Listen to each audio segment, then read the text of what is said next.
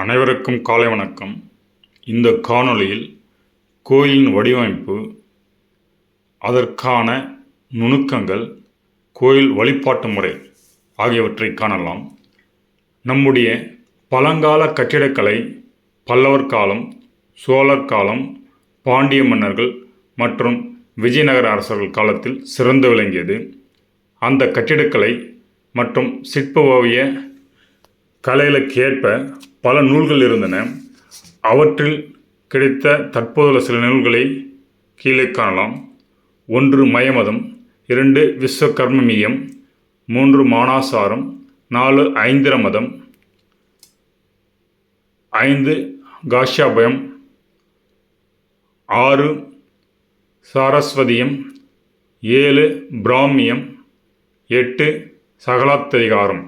இந்த மேலே கூறப்பட்ட நூல்களில் உள்ள தகவல்கள் மற்றும் நம் மூதாதையரின் கைக்குறிப்புகள் மற்றும் நம் கோயில்களில் உள்ள படைப்புகளையும் மேலும் மாமல்லபுரம் அரசினர் கட்டடக்கலை மற்றும் சிற்பக்கலை ஆசிரியர்கள் கொடுத்த குறிப்புகள் இவற்றிலே அடிப்படையாக கொண்டு தற்பொழுது மரபு கட்டளை நூல் தொகுக்கப்பட்டுள்ளது. அதில் வரும் தகவல்களை கொண்டு கொஞ்சம் இனி டெம்பிள் என்ன எப்படி என்று பார்க்கலாம். அறிவால் அறியப்படுகின்ற அனைத்தும் அறிவியல் என்றும், உள்ளத்தால் உணரப்படுகின்ற அனைத்தும் கலையியல் என்றும் வகைப்படுத்தலாம். எனவே அகத்தில் உள்ளுக்குள் கண்ட விஷயங்களை கலைகளாக நம்முடைய கோயில்களில் வெளிப்பட்டன. இத்தகைய கோயில்கள் தமிழரின் கலை, மொழி, சமய உணர்வுகள் வெளிப்படுத்தும் பண்பாட்டு கூடமாக தமிழர் திருக்கோயில் விளங்கி வருகின்றன. எனவே தமிழன் தான் வாழ்ந்த குறிஞ்சி, நெல்லை, மருதம், நெய்தல் மற்றும் பாலை பகுதியில் அங்கு கிடைக்கும் பொருட்களை கொண்டு கோயில்களை கொடிக்கூடம், மரநிழல், காவணம், குடில், மண்தளி, சுடுமண் தளி, மரப்பலகைகளால் செய்த அம்பலம், குடவரை, ஒற்றை கற்றளி மற்றும் கருங்கல் செங்கற்களை கொண்ட கோயில்களை படிப்படியாக அவனுடைய நாகரிக மாற்றம் பண்பாட்டு வளர்ச்சிக்கேற்ப உருவாக்கினான். இத்தகைய கோயில்கள் அவன் மலை உச்சி, மலை அடிவாரம், ஆற்றங்கரை, ஏரிக்கரை, கடற்கரை, ஆற்றிடைத்திட்டுனா ஆறு நடுவே இருக்க தீவு, ஆறு கூடுமிடும், தெருக்கள் கூடுமிடும், ஊரின் நடுவே என பல இடங்களில் இக்கோயில்களை அமைத்தான். இத்தகைய கோயில்களை தேவாரம் கூறுகையில் மாடக்கோயில், கரக்கோயில், நாழக்கோயில், கொகுடிக்கோயில், இளங்கோயில், மணிக்கோயில், ஆலயக்கோயில் என வகைப்படுத்தி திருநாவுக்கரசர் கூறியுள்ளார். இந்த வரிசையில் நமக்கு கற்களால் கட்டப்பட்ட பழமையான கோயில்களை எஞ்சியுள்ளன. செங்கற்கள் மற்றும் இதர பொருட்களை கொண்டு கட்டப்பட்ட பழமையான கோயில்கள் மேக்சிமம் அழிந்துவிட்டன. இத்தகைய பழமையான கோயில்கள் குடவரை கோயில் ராமநாதபுரம் மாவட்டம் குன்னக்குடியில் உள்ள கோயிலாகும். அதன் கல்வெட்டுக்கள் மற்றும் எழுத்து அமைப்பை கொண்டே அது தமிழ்நாட்டின் பழமையான கோயில் என்று அறியலாம். இது பல்லவ மன்னன் மகேந்திரவர்மன் வடிவமைத்த குடவரை கூட முழுமையானது. இங்கு கோயில் என்றால் ஒரு மன்னர் கட்டினார், பின்னாடி வந்த மன்னர் அதை திரும்ப எக்ஸ்பெண்ட் பண்ணுவார், கட்டின்னு போவார். அதனால் கிடைக்கிற கல்வெட்டை லாஸ்டில் இருக்கிற மன்னரை வச்சு அந்த கோயிலுடைய ஏஜை தீர்மானித்திருக்காங்க. ஆக்சுவலாக கோயில் 3000-4000 வருடங்களுக்கு முன்னால் கட்டப்பட்டிருக்கும். ஹிஸ்டரியில் பார்த்தீங்கன்னா இந்த கோயில் 1000 வருடம் பழம் தான் சொல்லுவாங்க. மேலும் கோயிலை பற்றி விவரிக்கலாம். மேலும் கரக்கோயில் என்பது வட்டமான விமான அமைப்பை கொண்டது. நாளக்கோயில் என்பது குங்கும மரத்தால் அமைக்கப்பட்டது. கொகுடி மரத்தால் அமைக்கப்பட்டது கொகுடி கோயிலாகும். 6 அல்லது 8 பட்டமாக அமைப்பது மணிக்கோயிலாகும். இளங்கோயில் என்பது 4 பட்டமாக அமைக்கப்படும் கோயிலாகும். இந்த இளங்கோயில்கள் பொதுவாக பழைய கோயிலை புதுப்பிக்கும் பொழுது அக்கோயிலின் இறைவனை தற்காலிகமாக வைப்பதற்கு கட்டப்படுபவையாகும். இதுவே பால ஆலயம் என்றும் கூறுவர்.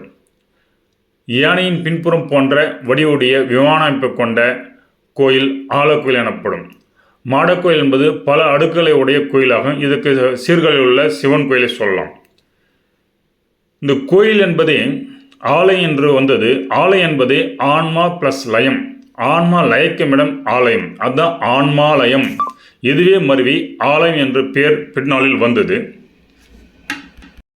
இந்த கோயில் அமைப்பை பிளான் நீள்வட்டத்தில் பார்க்கும்போது என்ட்ரன்ஸில் இருந்து கருவறை வரை பார்க்கணும். கருவறையில் ஆக்னி சக்கரம், அர்த்த மண்டபம் விசுதி சக்கரம், மகா மண்டபம் அநாகதம், ஸ்தாபன அல்லது நீராடு மண்டபம் மணிப்பூரகத்தையும், அலங்கார மண்டபம் சுவாதிட்டனத்தையும், சபா மண்டபம் மூலாதாரம் இச்சக்கரங்களை உணர்த்தும் விதமாக அதன் வடிவமைப்பை செய்திருந்தார்கள். நீங்கள் இந்த கோயில் அந்தந்த இடங்கள் சொல்லும்போது அந்த சக்கரங்கள் தூண்டியலுக்கு வனமாக கோயிலை வடிவமைத்திருந்தன. இவ்வாறு இடகலை பிங்களை எனும் இரு நாடுகள் வழியாக சென்ற நமது சக்தி ஓட்டம் ஒரு நாடில் சுழுமுனையில் தூண்டியல அமைக்கப்பட்டதன் கொடிமரமாகும். எனவேத்தான் கோயிலை வலம் வந்து கடைசியில் படுத்து நமது நெற்றி தரையில் படும்படி செய்து வணங்குமாறு சொன்னார்கள். அவ்வாறு வணங்கும் பொழுது இவ்வாறு ஆக்னி சக்கரம் வரை இரு நாடிகளின் வழியே உயர்ந்த சக்தியானது இப்பொழுது நாம் நீண்டு கெடுத்து படுக்கும்போது கொடிமரத்தை வணங்கையில் அது ஒரே நாடியாக சுழுமுனை வழியாக மேலெழும்பி நம்ம சகஸ்கரத்தை அடைந்து குண்டலினி சக்தியை சகஸ்கரத்தை நோக்கி எழும்பும். இதை நாம் கோயிலை முறையாக வணங்கி வரும்போதை உணரலாம். இந்த சூழ்நிலையில் நாம் கோபுரத்தை அண்ணாந்து, அதாவது தலையை பின்புறம் சாய்த்து பார்க்கும் பொழுது நம்முடைய தலையை கொஞ்சம் பின்புறமாக செல்லும். இது நமக்குள் நல்ல பாசிட்டிவ் உணர்ச்சிகளை தூண்டிவிடும். அதே நீங்கள் கொஞ்சம் ஸ்ட்ரெஸ்ஸாக நெகட்டிவாக இருந்தால் உங்களை உங்கள் தலையை முன்னாடி தொங்க போட்டுருவீங்க. அதே நீங்கள் கான்ஃபிடன்ஸாக உங்கள் தலையை நிமிர்ந்து வைப்பீங்க. அப்போ ஒவ்வொரு போச்சர்லையும் ஒரு நம்மளுடைய சக்தி ஓட்டம் மாறுதுன்றதுக்காக தான் வச்சுருக்காங்க. அப்போ அண்ணாந்து பார்க்கறதுக்காக கோபுரம் வச்சுக்கிறாங்க. அப்படி அண்ணாந்து பார்க்கும் பொழுது அதில் உள்ள எண்ணற்ற தேவதைகள் நமக்கு அருள் பாலிப்பார்கள். அவர் அருள் கோடி புண்ணியம். எனவே தான் கோபுர தரிசனம் கோடி புண்ணியம் என்று நமது பெரியோர்கள் கூறினார்கள். நம்முடைய கோயிலை வணங்கச் செல்லும் போது பலிபீடம், கொடிமரம் மற்றும் நந்தி இவற்றை கடந்துத்தான் கருவறை செல்லுமாறு அமைத்துள்ளனர். இதன் தாற்பயம் என்னவென்றால், இங்கு சிவலிங்கம் பதியை உணர்த்தும், நந்தி பசுவை உணர்த்தும், பலிபீடம் பாசத்தை உணர்த்தும். சைவ சித்தாந்தத்தின் அந்த தத்துவங்களை இந்த கோயிலை எப்படி அடக்கியிருக்கிறாங்க பாருங்கள். எனவே தான் முதலில் பலிபீடத்தில் நம்முடைய ஆசாபாசங்களை பலியிட்டு நாம் எண்ணங்களில் பலியிட வேண்டும் என்று அங்கு பலிபீடத்தை வைத்துள்ளார்கள். முதலில் அடுத்து நந்தி வைத்துள்ளார்கள். ஆனால் பலியிடும் இடத்திலே பார்த்தீங்கன்னா ஒரு விதமான கொடிமரத்தை அடுத்து வர இந்த பலிபீடத்தில் சிவந்த நிறமுள்ள குங்குமப்பொடியை கொண்டு கலந்த அரிசியை தக்க நேரங்கள் வைப்பார்கள். இந்த பலிபீடத்தின் மீது வைக்கப்படும் இந்த பொருள்கள் அந்த தேவாதைகள் உபசரிப்பதற்காக அந்த பலிபீடத்தின் முன் நின்று நாம் எடுக்கும் சங்கல்பங்களை நிறைவேற்ற இந்த தேவர்கள் துணை புரிவார்கள்.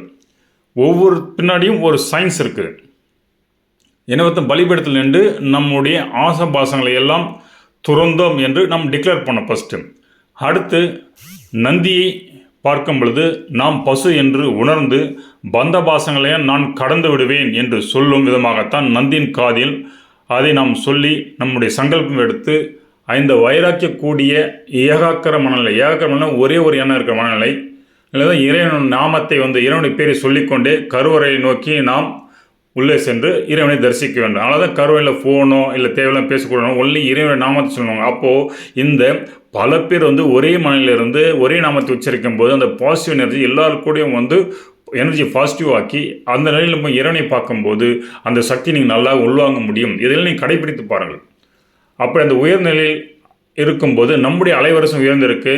அங்கு ஆல்ரெடி உள்ள கர்ப்பத்தில் உள்ள இறைவன் உயர்ந்த அலைவரிசையில் இருக்கிறாள். அப்போ நம்முடைய சக்தியை ஈஸியாக கனெக்ட் ஆகி நம்முடைய ஃபீலிங் நல்லா ஃபீல் பண்ண முடியும். நம் உயர்ந்த எண்ணநிலைக்கு அலைவரிசை கொண்டு செல்லப்படும்.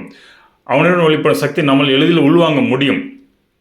அதை அடுத்து நாம் கருவறை சுற்றியுள்ள ஒவ்வொரு புறாங்களையும் நம்முடைய பல விஷயங்களை சொல்கிறது. இதை நாம் போய் வரும் காணொலியில் பார்க்கலாம். அப்போது இங்கு இவ்வளோ விஷயங்கள் வைத்ததன் தாற்பயம் என்னவென்றால், சிறந்த நுணுக்களை வைத்து அமைக்கப்பட்ட கோயிலின் தாற்பயத்தை விரிவாக காணலாம். இப்போ இதுவரை பார்த்ததில் தெய்வத்தை மனக்கண்ணால் காண்பதற்கு மற்றும் அதன் தொடர்பு ஏற்படுத்தி கொள்வதற்கு உலக வரம்புகளுக்கு உட்பட்ட ஒரு அமைப்பு மனிதனுக்கு அவசியம் தேவை. இதை தங்களுடைய அகத்தில் உணர்ந்த நம்முடைய சித்தர்கள் அதனை குறியீடாக உருவழிப்படை செய்வதற்காக கோயிலை வடிவமைத்தனர். பிரபஞ்சத்தில் பறந்து விரிந்த இறைவனை உணர்த்தும் ஒரு குறியீடாக கோயில் விளங்குகிறது. அதுபோன்று பிரபஞ்சத்துடன் ஒப்பிடும்போது மிக சிறிதாக இவ்வுலகில் காட்சியளிக்கும் மனிதன் உடல் அமைப்பை ஒத்தே அதன் குறியீடாகத்தான் கோயில் மனிதன் உடல் அமைத்து ஒட்டு கோயில்கள் வடிவமைக்கப்பட்டன. இத்தகைய கோயில்கள் வடக்கே நாகார வடிவமைப்பிலும், மத்திய இந்தியாவில் வேசார வடக்கு மற்றும் தெற்கு இணைந்த கட்டிட அமைப்புகள், தெற்கு திராவிட வடிவமைப்பிலும் கோயில் கட்டப்பட்டன. நாகார கோயில்கள் வடக்கே கிபி 320 to 650 குப்தரன் காலத்தில் கட்டப்பட்ட கோயில்கள் இன்னும் நமக்கு சான்றுகளாக உள்ளன. கிபி 500 முதல் 800 ஆண்டுகளில் உருவாகிய குடைவரை கோயில்கள் சாளுக்கிய மன்னர் பிரிவில் கட்டப்பட்ட மேற்கு பாதாமிய சாளுக்கியர் காலத்தில் கட்டப்பட்ட கோயில்கள், கிழக்கு காஞ்சியில் பல்லவ மன்னர்களும் தெற்கே பாண்டிய மன்னர்களும் அமைத்த குடைவரை கோயில்கள் உள்ளன.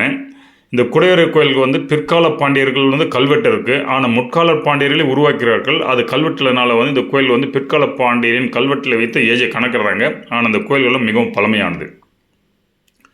இதையடுத்து பிற்கால சாளுக்கியர்கள் ஐவோலுக்கு அருகில் பட்டடக்கலில் அமைத்த காசிநாதர், பாபாநாதர், சங்கமேஸ்வரர், விருபட்சகர் மற்றும் ஆந்திராவில் ஆலம்பூரில் அமைந்துள்ள சொர்க்க பிரம்ம கோயில் ஆகியவை திராவிட மற்றும் நாகர கட்டிடக்கலை கலந்த வீசிற கோயில்களாக மலர்ந்து சிறப்புற்று இன்றும் விளங்கின. நீங்கள் போனால் பார்க்கலாம். இந்த கோயில்கள் எல்லாம் வாஸ்து முறையை பின்பற்றி கட்டப்பட்டன. இந்த வாஸ்து கலை சூத்திரங்கள், புராணங்கள், ஆகமங்கள், தந்திர நூல்கள் மற்றும் பிரகா சம்ஸ்திதி ஆகியவற்றை அடிப்படையாக கொண்டு கட்டப்பட்டுள்ளது. இதை முறையாக விளக்கும் நமது கட்டிடை மற்றும் சிற்பக்கலை நூல்களும் இந்த வடிவமைப்புகளை அனைத்தும் நாகரா, திராவிடா மற்றும் வேசாரம் என 3 பிரிவில் அடக்குகிறது. இதெல்லாம் பிற்காலத்தில் வந்த வகைப்படுத்துவதே தான். எனவே இந்த 3 வடிவமைப்புகளும் நாட்டின் வெவ்வேறு இடங்களை சேர்ந்தன என்று கொள்ள முடியாது. இந்த 3ம் விதமாக சொல்லப்பட்டுள்ள கட்டிட முறைகள், அவ்வளோதான். இந்த திராவிட வடிவமைப்பு கோயில்கள் பல்லவர்கள் முன்னோடியாக இருந்து மாமல்லபுரத்தில் கடற்கரை கோயில்களையும், காஞ்சியில் கைலாசநாதர், வைகுண்ட பெருமாள் கோயில்களையும் கட்டினார்கள். இந்த மேலே குறிப்பிட்ட கோயில்கள் எல்லாம் கிபி 600 முதல் 900 வரை இருந்து பல்லவ மன்னர்கள் கட்டப்பட்டது என்று கூறுகிறார்கள். இது பின்னர் சோழர்கள் காலத்தில் மிகவும் எழுச்சி பெற்று பாண்டியர்களும் விஜயநகர அரசர்களும் மேலும் நாயக்கர்கள் இந்த திராவிட இணைப்பை கொண்ட கோயில்களை தமிழகத்தில் தொடர்ந்ததால் திராவிட மர கோயில்கள் இங்கு நிறைய இன்று வரை காண முடிகிறது. 1350 to 1565 வரையிலான விஜயநகர மன்னர்கள், 1600 முதல் 1750 வரை மதுரை ஆண்ட நாயக்க மன்னர்களும் இந்த வடிவமைப்பு கோயில்களை போற்றினார்கள். எனவே 600 முதல் 900 வரையிலான பல்லவ மன்னர்களின் காலம் தொட்டு 1100 to 1300 வரை இருந்த சோழர் காலத்தில், பிற்கால சோழர் காலத்திலும் சிறந்து விளங்கிய கற்கள் உருவாக்கப்பட்ட இக்கோயில்கள் இன்றும் நிலைத்து நிற்கின்றன. அதே போன்று வடக்கே ஒரிசாவில் கிபி 750 முதல் 1250 வரையிலும், மத்திய பிரதேசத்தில் கிபி 950 முதல் 1050 வரையிலும், ராஜஸ்தானில் 1000 to 1100 வரை, குஜராத்தில் 1100 முதல் 1300 வரையிலும் கோயில்கள் உடைய கட்டுமானக்கலை வளர்ச்சி பெற்று அடைந்தது. எனவே இந்த மூவகை கட்டிடக் கலைகளும் அந்தந்த இடத்தில் இயற்கை சூழலுக்கு ஏற்ப மற்றும் அவர்களின் ரசனைக்கேற்ப வடிவமைக்கப்பட்டுள்ள என கொள்ளலாம். எனவே இத்தகைய உயர்ந்த குறியீடுகளாக விளங்கும் இந்த கோயில்கள் நமக்கு இறைவனை உள்ளுக்குள்ளே தேடு என்ற கருத்தை முதல் உருவடையும் பாரு அந்த